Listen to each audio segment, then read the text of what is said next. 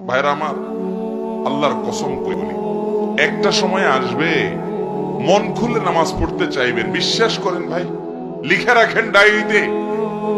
আপনাকে যদি আল্লাহ হায়াতে বাঁচিয়ে রাখেন, যুবক ভাইয়েরা, তরুণ ভাইয়েরা, একটা বয়স আসবে মনে চাইবে একটু রবকে মন খুলে সেজদা দেই, একটু লম্বা করে রুকু করি। পারবেন না, অসুস্থ হয়ে যাবেন, রোগবালায় ধরে ফেলবে। বাবারে, সে সময় আসবে না? বৃদ্ধ মুরব্বীদেরকে, চাচাদেরকে জিজ্ঞাসা করেন, চাইলেও অজু ধরে রাখতে পারে না, নামাজ পড়তে পারে না, চাইলেও পারে না। একটা সময় আসবে চাইবেন, পারবেন না।